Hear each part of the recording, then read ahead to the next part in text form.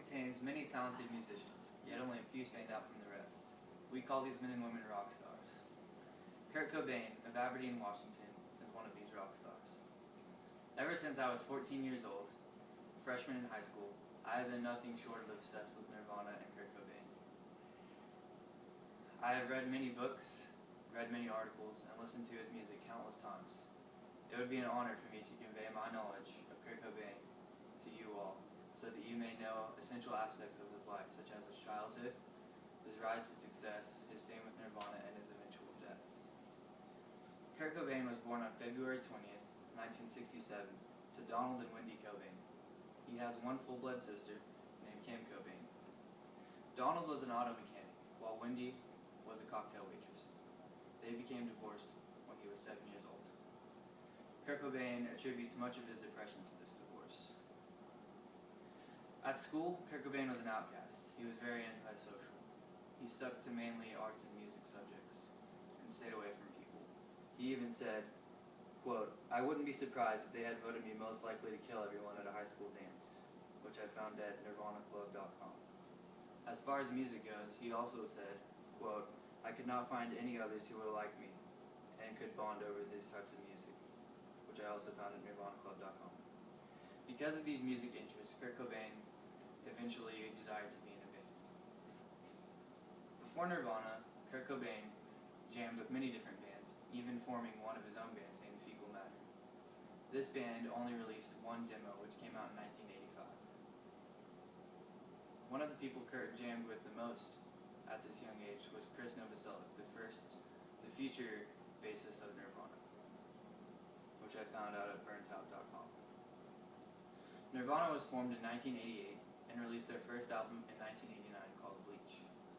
This album contains many negative lyrics, which show much of the depression and attitudes Kurt was feeling at the time. Yet, 2 years later, in 1991, Nirvana released the album Nevermind. Kurt had mixed feelings about this. It was very poppy, and Kurt felt as if he had sold out and made just a glam rock record, instead of songs that came from his heart. Yet even though Kurt's feelings were mixed, it seems as everyone else in the world were not. Nevermind catapulted the band to immediate worldwide stars. Yet Kurt Cobain hated this fame and claimed he lost his peace of mind, which I found at nndb.com.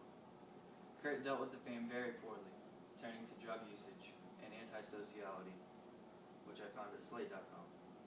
Although Kurt hated his newfound fame, Nirvana found it very well, winning many MTV Music Awards and even a Grammy for Best Alternative Music Performance.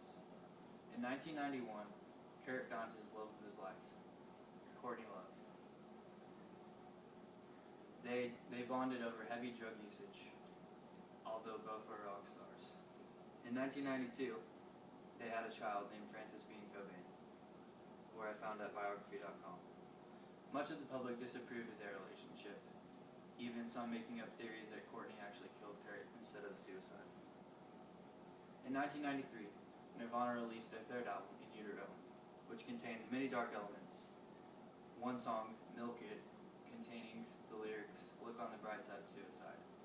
It seems inevitable, as if Kurt were heading down a terrible path. Because of the depression stemming from his parents' divorce, Kurt Cobain, and the drug usage he used, and the non-acceptance of his peers, Kurt Cobain was very suicidal.